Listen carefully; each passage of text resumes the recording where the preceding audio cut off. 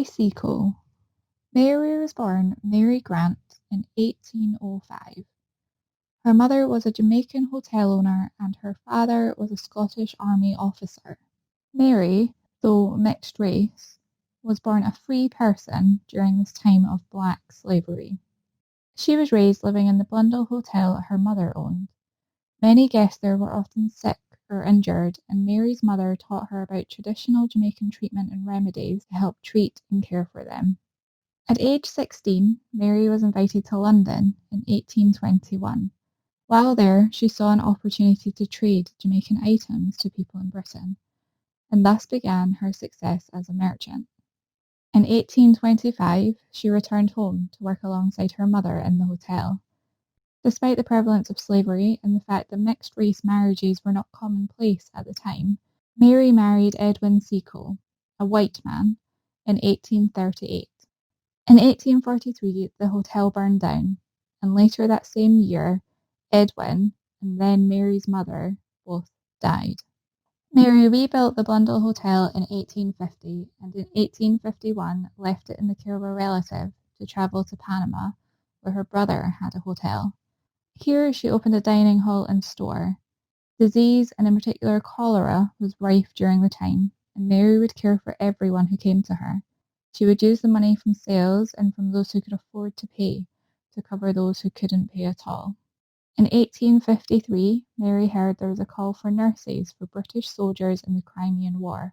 So Mary closed up in Panama and went to London's military headquarters and tried to join the effort as part of Florence Nightingale's organised expedition of nurses. Mary was turned down. This, however, did not stop her.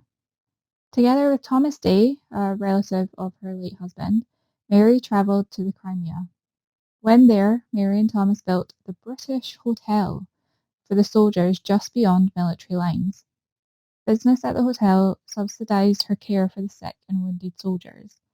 Many of these soldiers were suffering from diseases such as typhoid, cholera, and dysentery. In fact, disease claimed more lives in the Crimean War than bullets did. She would also take care packages to those in the army hospital. It is unsurprising then that the soldiers would refer to Mary as Mother Seacole. Mary is even known to have gone into the battlefield once battle was over to treat those wounded soldiers left, caring for soldiers from both sides of the war.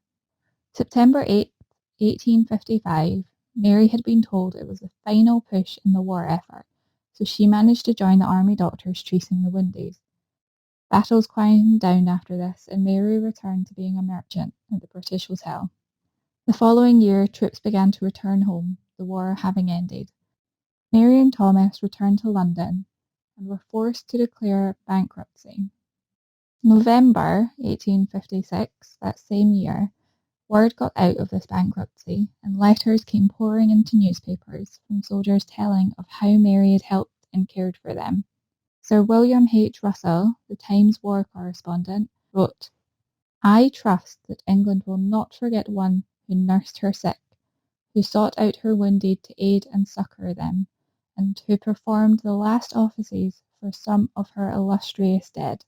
In response to these letters and calls for support in the news, fundraising began in her name, and around 80,000 people are said to have attended a charity gala to support her. Mary wrote a biography published in 1857 called The Wonderful Adventures of Mrs. Seacole in Many Lands, and it proved very popular at the time. She led a quiet life after this, spending her time between London and Jamaica. She died in London in 1881. It is thought that Mary was as well known as Florence Nightingale at the time. She managed to overcome many prejudices of the 19th century to travel the world, run businesses, and help those in need, even in the most dangerous places. Her values of kindness, entrepreneurship, and her various achievements contribute to her being a British citizen worthy of remembering. Despite this, her name was lost to history, in Britain at least, for around 100 years following her death. It was around the 1970s that her name and achievements began to resurface again in Britain, despite having remained a known and popular figure for nursing in Jamaica. In 2016, a statue to Mary was unveiled in the grounds of St Thomas's Hospital on London's South Bank. We have Mary's history as it was published and documented in papers and by herself in a published biography. Yet it was forgotten to history, while others at her time were not. From this it's clear that there will be many more histories before and since Mary, which would have been greatly important at the time, and their impact long-lasting and inspiring, yet without documentation, they were allowed to be forgotten. Perhaps it is time we look at who we choose to commemorate in our society. If names like Mary Seacole's have been lost, while the names of slave owners and white men powerful only by means of their wealth still line our streets today.